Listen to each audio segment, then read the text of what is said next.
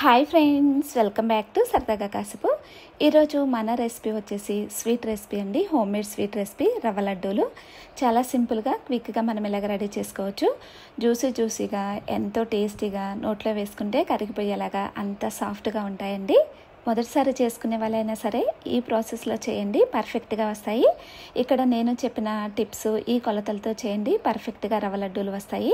ఇప్పుడు మనకు festival seasons కదా, చక్కగా ఈ ఫెస్టివల్స్కి ఇంట్లోనే మనం ఇలాగా రవ్వ లడ్డూలను ప్రిపేర్ చేసి స్వామికి నైవేద్యంగా పెట్టచ్చు. అలాగే మనం కూడా తీసుకోవచ్చండి.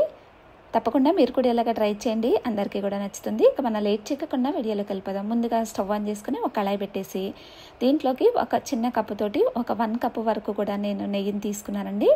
వేసుకొని కళాయిలోకి వేసుకుని నెయ్యి కరిగిపోయిన తర్వాత ఇప్పుడు దీంట్లోకి కొన్ని జీడిపప్పులను యాడ్ చేశాను. వేసుకుని మనం ఇలాగ కలుపుకుంటూ చక్కగా నేతిలో వేయించుకోవాలి.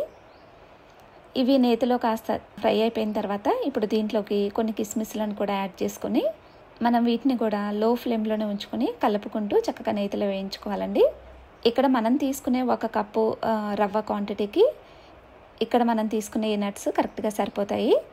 ఇక్కడ చూస్తున్నారు కదా, మనకు చక్కగా ఫ్రై అయిపోయాయండి. ఇప్పుడు వీటిని తీసుకొని ఒక బౌల్లోకి వేసుకొని మనం సైడ్కి పెట్టేసుకొని ఉంచుకుందాము.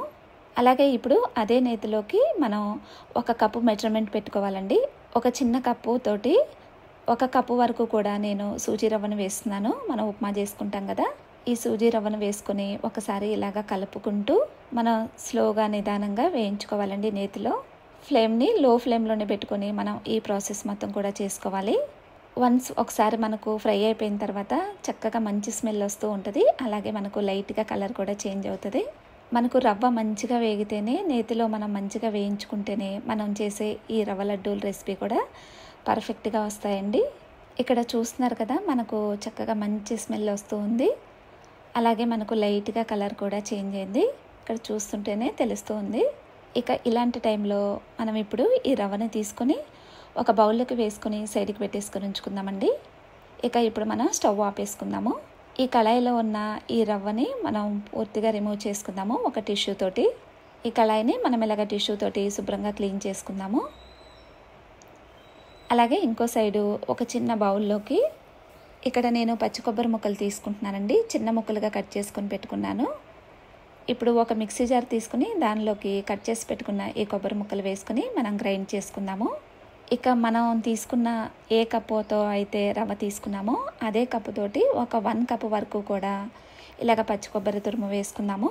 ఇలాగ మనం గ్రైండ్ చేసి పెట్టుకున్నాం కదా, కొబ్బరి వేసుకుందామండి. స్టవ్ ఆన్ చేసుకుని లో ఫ్లేమ్లోనే ఉంచుకొని మనం ఇలాగా నిదానంగా కలుపుకుంటూ చక్కగా ఫ్రై చేసుకుందాము. ఇది ఫ్రై అవుతుండగా ఇప్పుడు దీంట్లోకి కొంచెం నేను నెయ్యిని యాడ్ చేస్తున్నాను. ఇలాగ మనం నెయ్యిని కూడా వేసుకొని ఈ కొబ్బరి వేయించుకోవటం వల్ల మనకు టేస్ట్ చాలా బాగుంటాయండి రవ్వ లడ్డూలు. ఈ పచ్చి కొబ్బరి ప్లేస్లో మనం ఎండు కొబ్బరినైనా తీసుకోవచ్చు. ఇక్కడ చూస్తున్నారు కదా, మనకు కొబ్బరి కూడా చక్కగా వేగిపోయిందండి. కలర్ కూడా చేంజ్ అయిపోయింది, మంచి స్మెల్ వస్తూ ఉంది. ఇక ఇలాంటి టైంలో ఈ కొబ్బరిని కూడా తీసుకుని మనం ఒక బౌల్లోకి వేసుకొని సైడ్కి పెట్టేసుకొని ఉంచుకుందాము. ఇక్కడ మనం 1 కప్పు రవ్వ, అలాగే 1 కప్పు కొబ్బరి తురుము, అలాగే 2 కప్పుల వరకు కూడా వేసాం కదా. సో ఈ 2 కప్పులకి మనం ఒక 1/2 కప్పు వరకు కూడా ఏ కప్పుతో అయితే మనం రవ్వ అలాగే కొబ్బరిని తురుము తీసుకున్నామో అదే కప్పుతోటి ఒక 1/2 కప్పు వరకు కూడా షుగర్ని యాడ్ చేస్తున్నాను. వేసుకొని లైట్గా వాటర్ వేసుకొని షుగర్ని మనం కరిగించుకుందామండి. ఇక్కడ మనం తీసుకున్న క్వాంటిటీకి స్వీట్ కరెక్ట్గా సరిపోతుందండి. ఇక్కడ చూస్తున్నారు కదా, మనకు షుగర్ కూడా కరిగిపోయింది. ఇక ఇలాంటి టైంలో మనం నేతిలో వేయించి పెట్టుకున్న రవ్వ అలాగే కొబ్బరి తురుము కూడా వేసుకొని మొత్తం కూడా బాగా కలిసేలాగా మిక్స్ చేసుకుందాము. ఇక ఇలాంటి టైంలో మనం ఇప్పుడు స్టవ్ ఆపేసుకుందామండి. ఇలాగ మనం బాగా కలిసేలాగా మిక్స్ చేసుకున్న తర్వాత ఇప్పుడు మనం నేతిలో వేయించి పెట్టుకున్నాం కదా నట్స్, ఇక అవి కూడా వేసుకొని మనం మరొకసారి బాగా కలిసేలాగా కలిపేసుకొని కాస్త చల్లారనిద్దాము. ఇది చల్లారిపోయిన తర్వాత ఇప్పుడు దీంట్లోకి కొన్ని నేను కాచి చల్లార్చిన పాలను పోస్తున్నానండి. ఏ కప్పుతో అయితే మనం రవ్వ కొబ్బరి తీసుకున్నామో అలాగే పంచదార ఇవన్నీ కూడా తీసుకున్నామో అదే కప్పుతోటి ఒక 1/2 కప్పు వరకు కూడా నేను కాచి చల్లార్చిన పాలను వేస్తున్నాను. వేసుకుని మనం చేతితోటి బాగా కలిసేలాగా మిక్స్ చేసుకుందాము. గోరువెచ్చగా ఉన్నప్పుడే మనం ఈ పాలను పోసుకోవాలండి.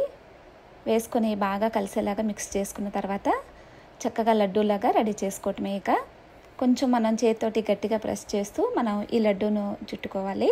ఇక్కడ చూపిస్తున్న విధంగా చూస్తున్నారు కదా, మనకు చక్కగా రెడీ అయిపోయిందండి. ఒక ప్లేట్లోకి వేసుకుందాము.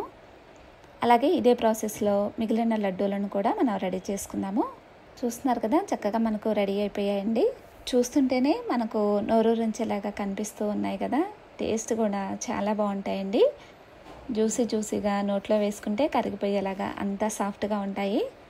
ఇలా చేసి పెట్టారంటే పిల్లలైతే ఎంతో ఇష్టంగా తింటారు. ఇక్కడ మనం కొబ్బరి కూడా యాడ్ చేసాం కదా, కొబ్బరి కూడా యాడ్ చేయడం వల్ల మరింత టేస్టీగా ఉంటాయండి ఈ రవ్వ లడ్డూలు. ఇక్కడ మనం తీసుకున్న క్వాంటిటీకి ఈ రవ్వ లడ్డూలు వచ్చాయండి ఇన్ని, ఒక 13 వరకు. తప్పకుండా మీరు కూడా ఇలాగ ట్రై చేయండి, అందరికీ కూడా నచ్చుతుంది. ట్రై చేసి మీకు ఎలా వచ్చింది అనేది కామెంట్ చేయడం మాత్రం మర్చిపోమాకండి. ఈ వీడియో మీకు నచ్చిందని అనుకుంటున్నాను. ఈ వీడియో నచ్చినట్టయితే ఒక లైక్ చేయండి. అలాగే ఇలాంటి మరిన్ని రెసిపీస్ కోసం మన ఛానల్ని సబ్స్క్రైబ్ చేసుకుని ఫ్రెండ్స్ అండ్ ఫ్యామిలీ మెంబర్స్కి షేర్ చేయండి.